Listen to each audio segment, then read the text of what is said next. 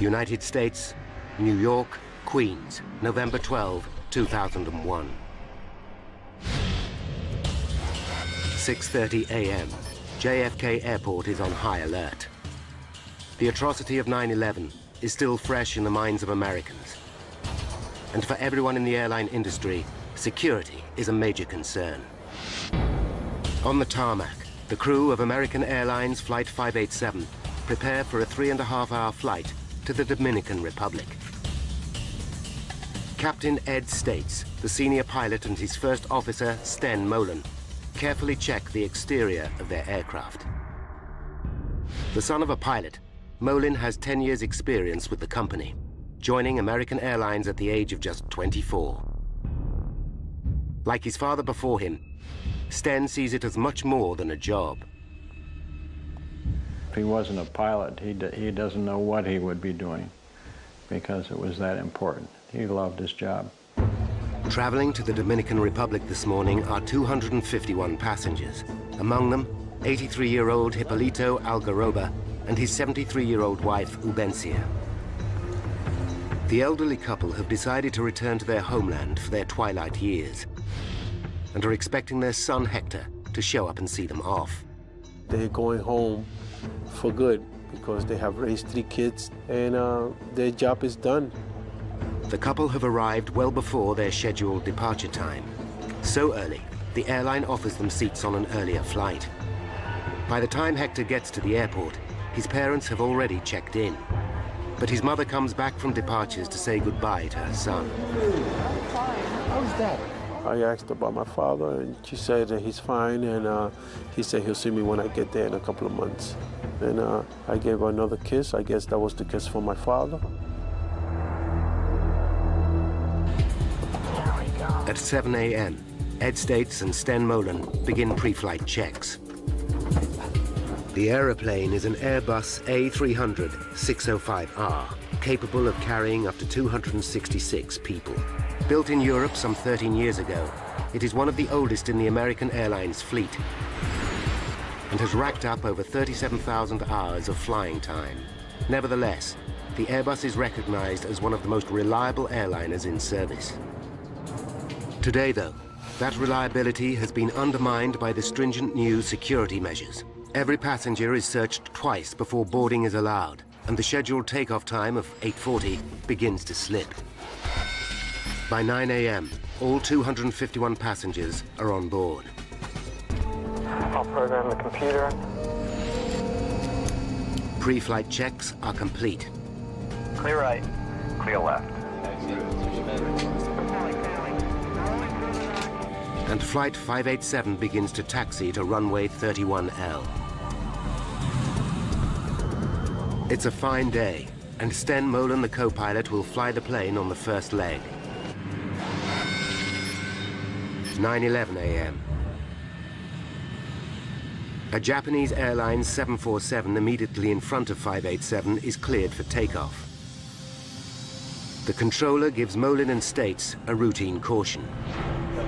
He tells them there's a risk of air turbulence from the Japanese plane ahead. Clear for takeoff. American 587 Heavy. Captain States knows that he must keep a safe distance between himself and the Japanese airliner.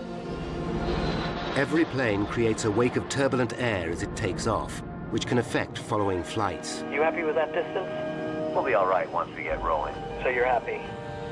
Their flight path will take them across Jamaica Bay and over the Rockaway Peninsula in the borough of Queens. It's a popular residential area, especially with New York's fire and police departments. Today is Veterans Day, a public holiday, but not everyone is having the day off. Okay, I'm off. Police Chief Michael Morley and his wife will be working. His mother-in-law is looking after their 2-year-old baby, Michael Jr. Okay, Mikey. It was just another day. I just had spent about the first week of not doing 12-hour days going down to the World Trade Center. Now, a week later, they started trying to get the police department to get back to normal. Mike Morley's next-door neighbor is Lois Shaw, a financial controller for a lighting company. It was a beautiful day, and I just left and got into my car, and I really didn't think about anything. And I'm just driving to work. Because it's a holiday, her husband Mark is at home. He's taking their 15-year-old son to the doctor. Jason, come on, let's go. If he can get him out of bed. I say, like, what are you doing in bed? And like any other teenager, he gives me that answer. I said, come on, it's time to get up, we gotta go. 9:14, Sten Molen starts the takeoff run. Rotate. 9:14 and 29 seconds. D2. Flight 587 lifts off. Positive rate, gear up, please. Ground control at JFK wishes them well and instructs Molen and States to contact New York departures. 9:15. Flight 587 is now at 1,700 feet. The departure controller gives them a navigation fix. New York, American 587, heavy turn left, proceed direct wavy. We'll turn direct wavy. American 587, heavy. 1 second later, the plane begins to shake. The pilots know the turbulence is likely to have come from the Japan Airlines jumbo up ahead. It's a routine hazard, and Molen flies through it. 250, thank you. The captain increases the speed of the plane to 250 knots, the maximum allowable at that height. But seconds later, the plane hits more turbulence. Sten Molen takes decisive action. Using his foot controls, he applies the rudder first to the right and then to the left to try and stabilize the plane. Back power. Again, Molen asks for more power to keep the aircraft under control. You all right? Yeah, I'm fine. Hang on to it. Hang on to it. Full power, please.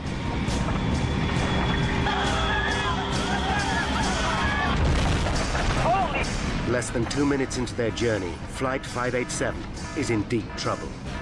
The lives of 260 people in the air and many more below are in mortal danger. 89 seconds after takeoff, Flight 587 is in trouble. In the cockpit, co-pilot Sten Molen is fighting the controls. What the hell are we into?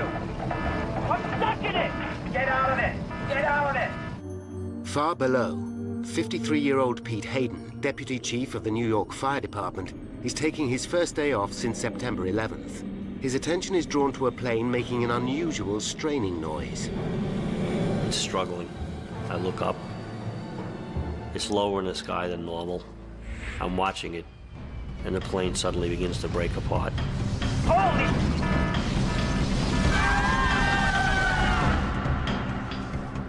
I see the back part of the plane behind the left wing break open. Smoke and flames come out. As the plane spins out of control, the engines shear off.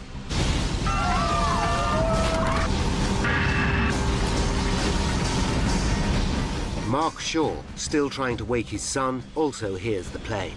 And I think that it sounds just like the Concorde. Come on, Jason. You know you have a doctor's appointment today. Come on, get up. The house starts to shake.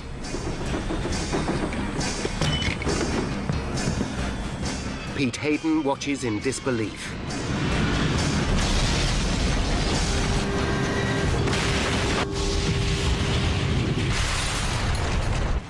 At 9:16 and 15 seconds, Flight 587 slams into the ground.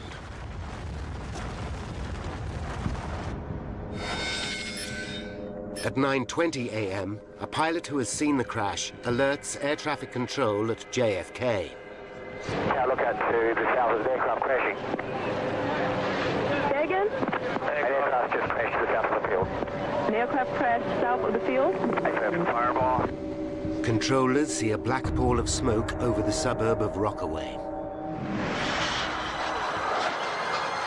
On the ground, an amateur cameraman captures the horrifying scene.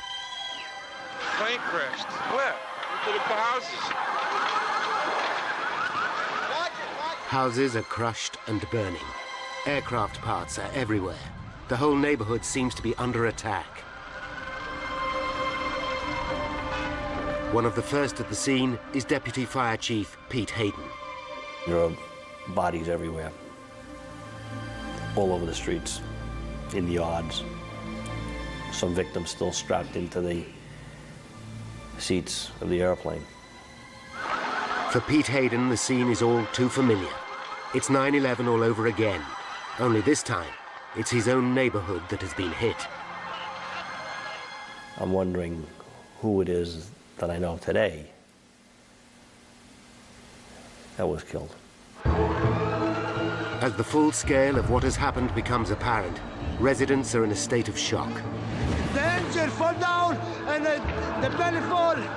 The pitch the left side and make it straight all the way down. From across New York, emergency services race to Rockaway. Among them, Inspector Michael Morley, who's horrified to hear the plane has crashed close to his own home. His first thought is for his son and his mother-in-law. I know my son isn't home. I know my mother-in-law is in the house. So I'm panicking like every other father. You know, I'm thinking, oh my God, what if my kid's killed? What if, I don't know what's going on with my family. Michael Morley's next-door neighbor, Lois Shaw, is traveling to work when she gets a terrifying call from her husband, Mark. What's gone, the house? He's screaming hysterically, the house is burning down. So I just totally freak out, and I'm trying to scream, where's Jason, what's happening? But we get disconnected at this moment. Horrified, Lois heads home. News of the disaster spreads across the city.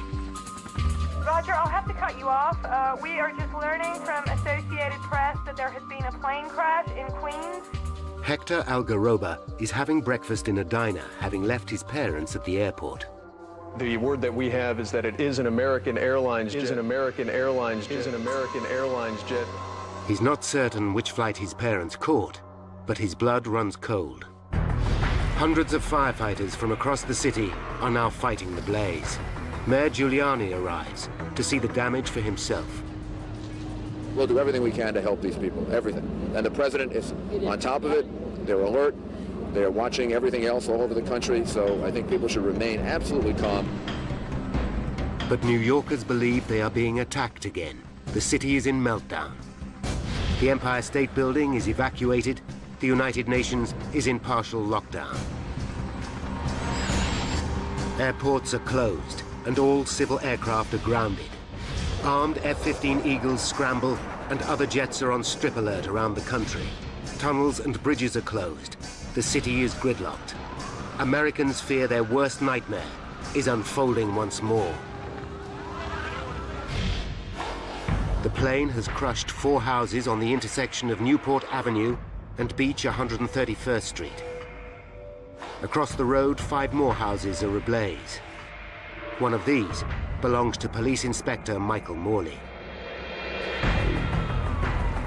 When he arrives at the scene, he is horrified. There is no sign of either his baby son or his mother-in-law. On his doorstep, 2 of his own officers are waiting for him. Is there anybody left inside? My mother-in-law was babysitting Mikey. Because I said, my son's in the house. And they said, we looked, there's nobody in there. They thought that maybe I was in there sleeping also. So I said, well, did you look good? And they said, yes. As rescue vehicles race to the scene, roads into Rockaway are gridlocked. Lois Shaw battles desperately to get back to her family and home. I had no idea what I was going to find or what had happened, but I was thinking that I just have to get to my house. I have to get to my house. Michael Morley is in a desperate situation. His own loved ones are lost in the heart of the raging inferno, yet he's also the officer in charge of the scene. I'm just a regular guy, and all of a sudden you're the highest-ranking police officer on the scene of a major catastrophe like this. I knew in a little while the whole police department's going to start responding and everybody's going to come and be helping out. But for right now, I'm in charge. What do you do? Desperate to find her son, Lois Shaw abandons her car. She runs towards her burning house until she comes to a police cordon. That's my house. I've got to get in there. 4 policemen, I remember, holding me back, and I was screaming, let me go. My son is in the house. Let me go. No, my son is in there. My son is in there, too. Please let me through. Michael Morley still has no idea what has happened to his own family. When senior police chiefs arrive, they hear his baby son and mother-in-law are missing. And one of the chiefs says, hey, Mike, what are you still doing here? I said, I'm just trying to help out, boss. And he says, get out of here, go find your family. I said, all right. More and more people, desperate for information, arrive at the scene of the tragedy. Among them, Hector Algaroba. He believes his parents were on the plane, but he's praying for a miracle. The hope was somehow all the smoke and all the fire that I'm seeing is from some sort of impact of the plane trying to land. And there has been a lot of people that survive. I'm trying to cling to whatever hope, because the last thing a human being loses in life is hope. In the middle of the carnage, Lois Shaw is still looking for her family. I'm running to see if Jason is alive, and I feel unreal. All I see ahead of me is smoke. I can't see anything. Michael Morley races frantically from house to house, desperately hoping his loved ones will be sheltering with a neighbor. Eleanor! Anybody who's a parent, you lose your kid in a Kmart or a Walmart or something like that, and you just get that panic and your stomach goes into knots and you start sweating, you're getting nervous, and you don't want to think the worst, but you can't think of it, and then just magnify that by, 100 times because a plane crash just was right on your house. Jason, answer me, Mark! Then, Lois Shaw hears the shout she's longing for. And I looked, and that's when I saw Jason and Mark. Lois! Lois, we're over here! Once I saw him alive, at that moment, that was all that I really cared about. Nothing else really mattered. Oh my God, are you okay? Oh, Jason! Jason and his father are alive and well. They got out of the house with seconds to spare. Oh my God, thank God! Oh, thank God, you're okay. Give her a big hug. She was just out crying. That's when and then she was like, "What? Are you okay? Are you okay?" I was like, I didn't really have any emotions. It was just good to be together. A block away, Michael Morley is still frantically searching when a neighbor calls him over. Hey, Mike, get over here! They're right there! They're right there! I saw him. It was a fantastic feeling because 2 seconds earlier, I'm starting to panic, thinking maybe they really were dead, and you turn around and there they were. My son was crying when he saw me, and you get worked up when your son's crying, and my eyes started getting wet. But I just held him for about 5 minutes. But for each moment of joy, there are 100 of despair. Stan Molin, father of the co-pilot, gets a phone call with devastating news. Until that call came in, you can sort of, hope that it was a different airplane. But that was the oh no, this can't be moment.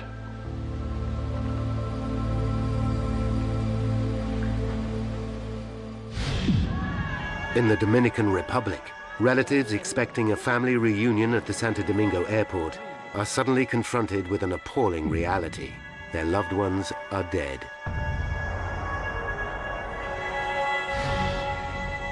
Hector cannot leave until he knows what has happened to his parents. He waits, hoping desperately. With the fire under control, the body count and identification of victims is underway. Mayor Giuliani holds a press conference.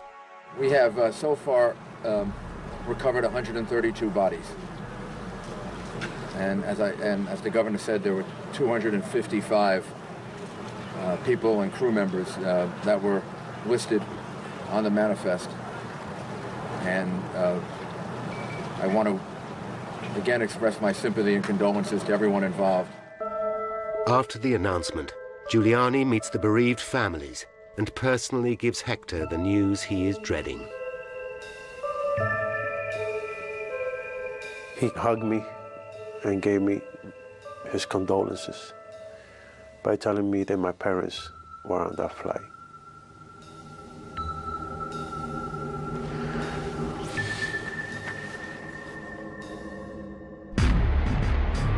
It's just 2 months and 1 day since 9/11. The parallels with America's worst terrorist outrage are striking. America looks to the White House for answers. At 12 p.m., White House Press Secretary Ari Fleischer makes a statement. First, information is always subject to change. We have not ruled anything in, not ruled anything out. Then President Bush interrupts a meeting with Nelson Mandela to make a statement. We sent our FEMA teams over. The FBI is over there. And this investigation is being led by the National Transportation Safety Board to make sure that the facts are fully known to the American people. How did Flight 587 end in catastrophe? Why did one of the most reliable aircraft in service break up in midair and come crashing down on a residential suburb? Now, by going deep into the investigation, we can reveal the facts behind one of the worst aviation disasters in US history, and how the truth sent shockwaves through the entire industry. Less than an hour after the crash, 21 NTSB officials, the GO team as they are called, are on their way. The man in charge is Bob Benson, a veteran investigator who's handled 94 major air disasters, including the 1988 Lockerbie bombing over Scotland. But not even Lockerbie can prepare him for pressure like this. It was particularly important for us to get this one right the first time. There was no payback in changing our minds or anything like that. Benson knows that the early hours of an investigation are the most critical. His team start gathering evidence at the crash site, a dangerous, shocking, and distressing business. From a personal standpoint, I'll take deserts, I'll take cornfields, I'll take mountaintops, I'll take swamps before I'll ever investigate accidents in cities. Potentially crucial clues also come from the surrounding area and from eyewitnesses who saw the plane break up in flight. And then the whole plane shook and the tail came apart. That's all I saw, and then it, boom. Both engines landed 245 meters before the plane. One fell onto a house, the other on a service station. The location of the two engines relative to the main crash site could provide an important clue. By plotting exactly where debris has landed, investigators should be able to determine the breakup sequence. The debris is scattered everywhere. Police and army boats are called in to gather parts from Jamaica Bay. Then, Benson personally witnesses a major discovery as he drives along the coast road.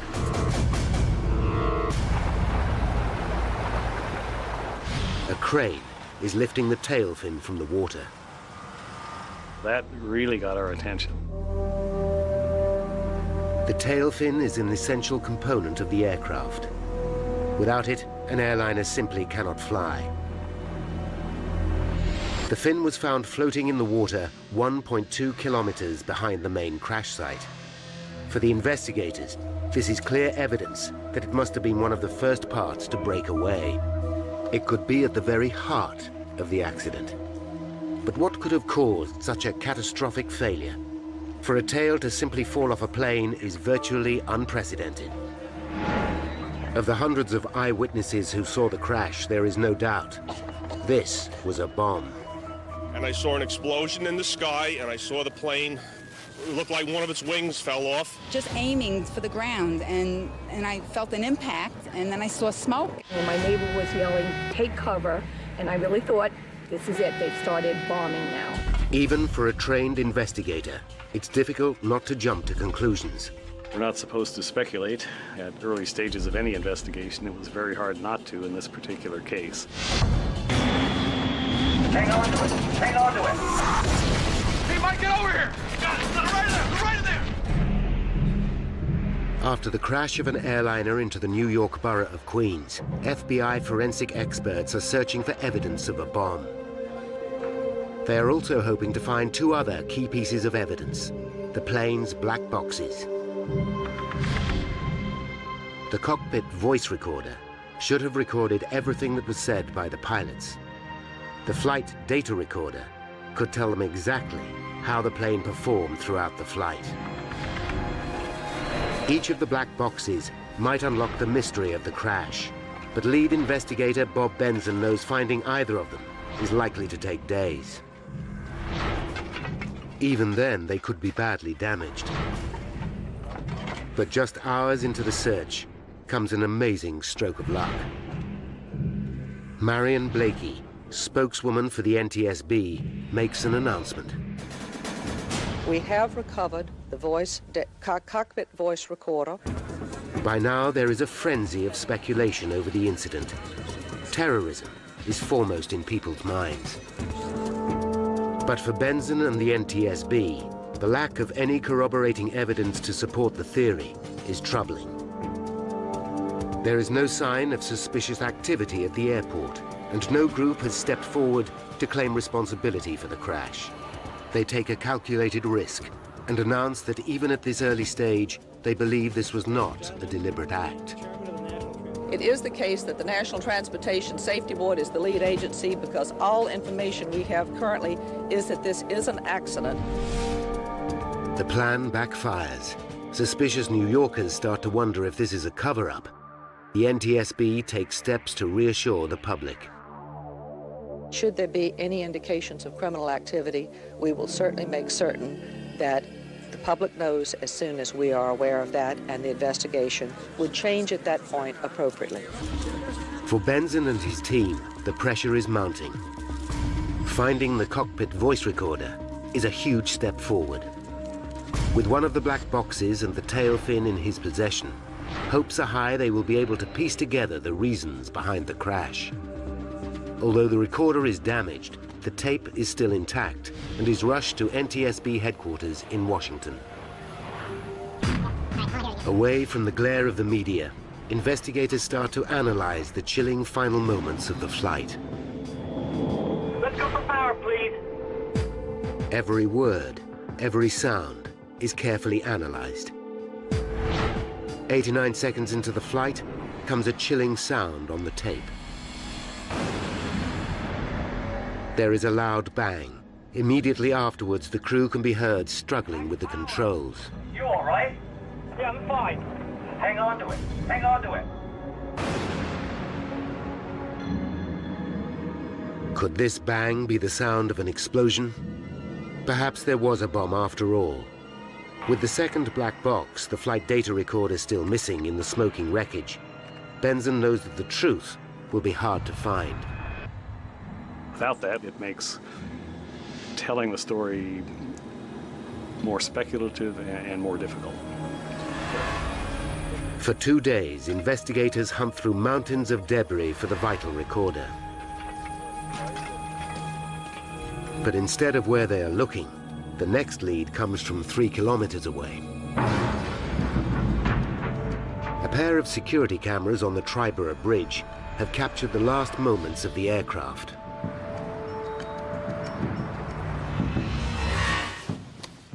These tapes could hold the key to the disaster. In the grainy footage, the Airbus can just be seen as a black dot. On one camera, the dot disappears behind a building. Then the second camera picks it up. It shows what could be a crucial moment. A faint white streak just visible, trailing behind the aircraft. Is this the explosion seen by so many eyewitnesses? Is this the cause of the sound, after which the pilot lost control? This could be hard evidence to prove that there was a bomb, after all. The only way to find out is to compare the time. If the white streak happened at the same time as the bang captured by the voice recorder, the two are likely to be the same event. Investigators visit the site of the toll booth cameras.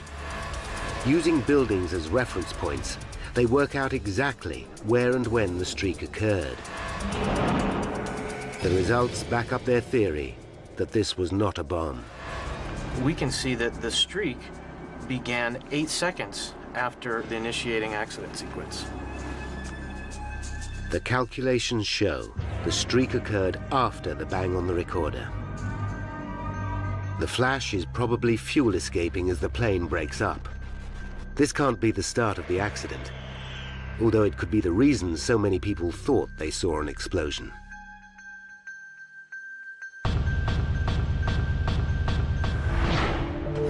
Then, back at the crash site, comes a dramatic development.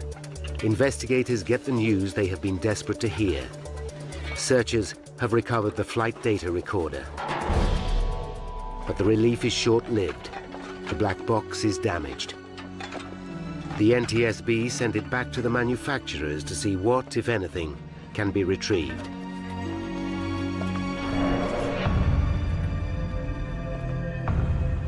Now, the tail fin that was found floating in Jamaica Bay is starting to yield vital clues. The first thing investigators notice is that the fin is built from a high-tech material called reinforced carbon fiber composite. Often used in racing cars and sports equipment, composites consist of layers of carbon fibers bound tightly together with resin. The A300-600 was one of the earliest civil aircraft to feature this high-strength material, and it's used in many areas of the plane. But when investigators look closely, immediately alarm bells begin to ring. There are 6 main attaching points connecting the tail to the fuselage. All 6 have given way. There has never been a plane crash caused by a composite failure, but Benson can rule nothing out. You have to imagine a force large enough to break 6 attaching points made out of one of the strongest materials in the world. 6 of these holding the vertical stabilizer on, and all of them broke. So the forces had to be just tremendous. The detail of the failure is what worries the team. Plans show how each of the 6 attaching points has 2 lugs.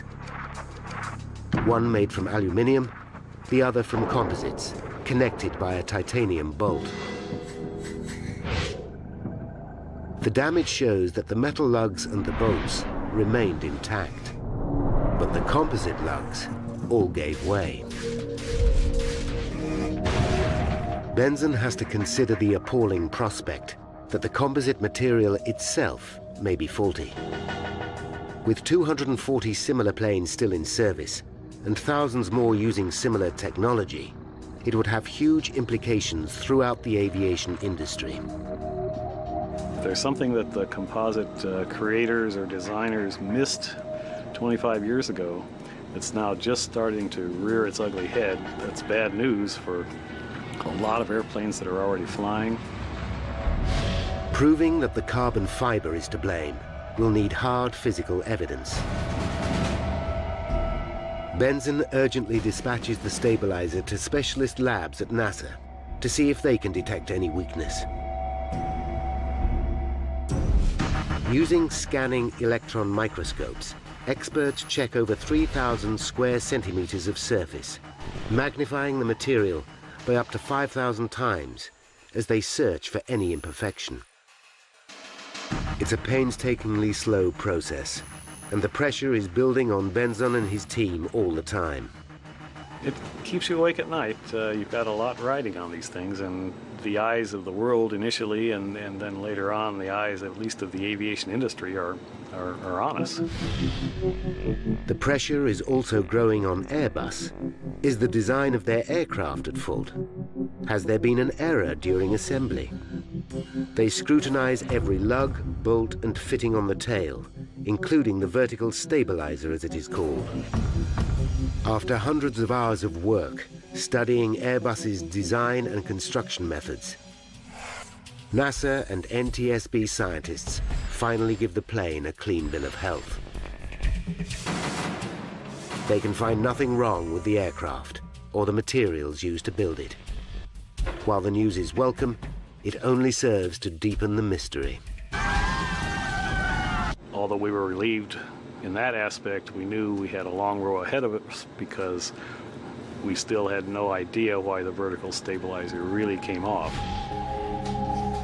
Then, just as the investigation seems to have stalled, comes a vital turning point. Information from the damaged flight data recorder has at last been retrieved. I was very, very relieved. But no one is prepared for the startling picture that the flight data recorder will give. The focus of the entire investigation suddenly shifts from the machine to the man flying it, co-pilot Sten Molen. 83 seconds after takeoff, the recorder shows that Molen applied 5 extreme movements of the rudder, causing the plane to lurch violently from side to side. The plane slips sideways to its direction of travel, first one way and then the other. I've looked at a lot of flight data readouts in my time. I've never, ever seen that particular type of activity occur. They realized that traveling at nearly 470 kilometers per hour, the aerodynamic stresses on the 130-ton Airbus would have been extraordinary. They were virtually unprecedented to us. We were amazed. It seems as though on the fifth movement of the rudder, the entire tail fin broke off. The implication is extraordinary. Simply by manipulating the controls, the pilot broke the aircraft.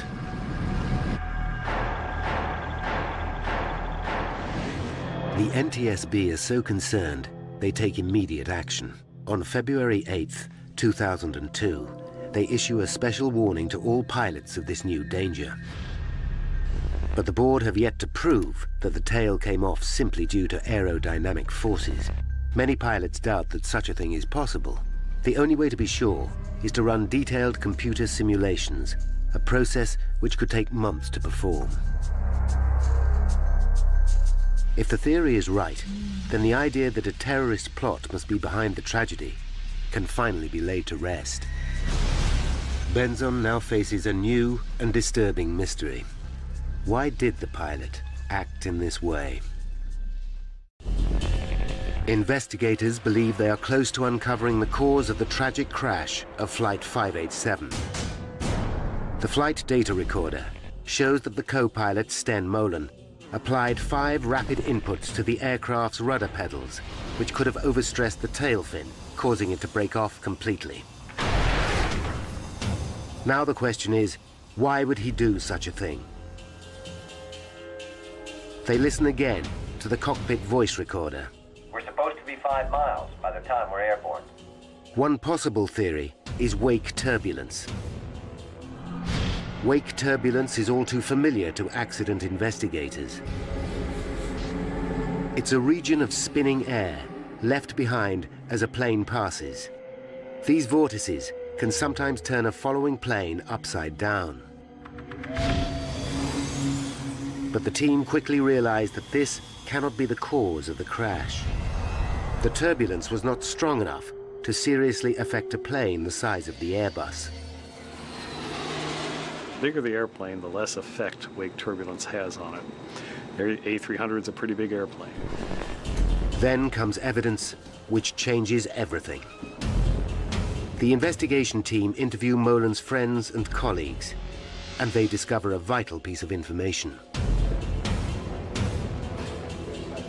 A pilot and former colleague recalls an earlier trip with Molen. During an encounter with turbulence, he used the rudder aggressively, even though there was no apparent risk to the plane. The evidence is conclusive. Molen had reacted in the same way before. When those pilots came forward and told us about the first officer's propensity to overreact on the rudders, that was a eureka moment for us. But the revelations don't stop there. When questioned at the time, Molen said he had been trained to use the rudder in this way by American Airlines. If this is true, it raises serious concerns for Benzon and the team. One would assume that if many pilots go through the same training program with some flaws in it, then a lot of pilots have wrong ideas about how to fly an airplane. With 712 planes in service with American Airlines, Benzon must quickly establish where the truth lies. The airline confirms one of their programs does indeed teach pilots to use the rudder to recover from unusual situations, as seen in this training video. And if you don't put that rudder in, what's going to happen? When you get to this portion of the roll, she's going to slice out just like that. Next, Benzon looks at the other tools used to train the pilots, particularly the high-tech flight simulators. Here, pilots are taught to react to a range of emergencies, including wake turbulence.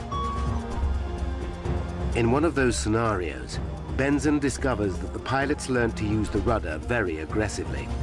The flight simulator program had even been altered to encourage the use of the rudder, particularly when the plane was banking to the right or the left. Airbus themselves had already written to the airline saying this practice was a cause for concern. The classroom work told pilots that it was permissible to use the rudder to escape from unusual attitude situations, and perhaps more importantly, in the simulator, they were taught to use the rudder very, very aggressively to recover from unusual attitudes. The finding causes controversy. At a public hearing, American Airlines claimed that Airbus had not explained there were limits to the use of the rudder. I didn't know you couldn't do that. You couldn't do what? Sorry. Be aggressive with the controls. The airline also claims that the rudder system on the aircraft was very sensitive, and that pilots might not be aware how much rudder they were really applying. The NTSB investigate and discover the rudder control system is highly sensitive. What's more, the controls of the plane become more sensitive as the plane increases speed. On the ground, the rudder pedal has to be depressed by 10 centimeters to get maximum deflection.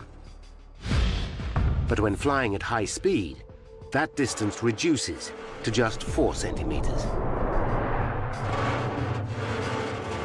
NTSB officials are shocked to find that this system is not explained in training manuals.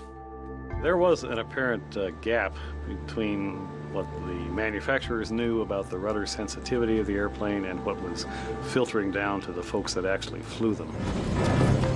Then finally come the results from the analysis of Molin's 5 rudder inputs. They confirm what nobody really wants to believe, that it's indeed possible to tear the tail fin from an aircraft in flight by stamping violently on the foot pedals. Now Benson and the team can see exactly what happened to Flight 587. Step by step, they have pieced together the key events that led to the tragedy. 5 minutes to disaster. Flight 587 awaits clearance for takeoff. Taxi in position and hold. As a Japanese 747 airliner takes off. 30 seconds later, Flight 587 is given a warning of wake turbulence. Land wind 260 at 1/4 portion of turbulence. 2 minutes to disaster, Flight 587 takes off. Positive rate, gear up please.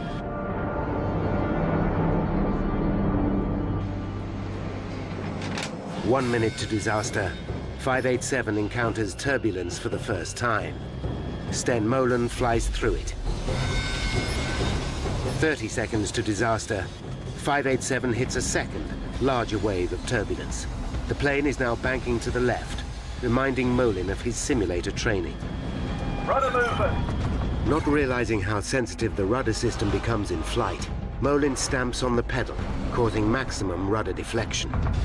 The plane swings violently to the right, placing enormous loads on the tail fin. Investigators believe that an astonished Molen thinks that the plane is reacting to the wake turbulence. He doesn't realize that his own use of the rudder causes the violent movement. Molen immediately slams the rudder pedal into the opposite position. The plane now swings violently back to the left, placing another enormous load on the tail. Both Molen and States believe the plane is somehow caught in the turbulence. What the hell are we into? I'm stuck in it! Get out of it! And in a desperate attempt to get control, Molen applies another rudder input, this time to the right. Now, thoroughly disorientated, Molen again applies full rudder. 587 is now on the brink of disaster. Finally, on the 5th rudder input, all 6 lugs connecting the tail to the fuselage tear apart. The plane is now doomed. Terrified passengers and crew can have no idea what is happening. Huge G-forces rip both engines away. 106 seconds after takeoff, Flight 587 falls from the sky. 265 people are dead.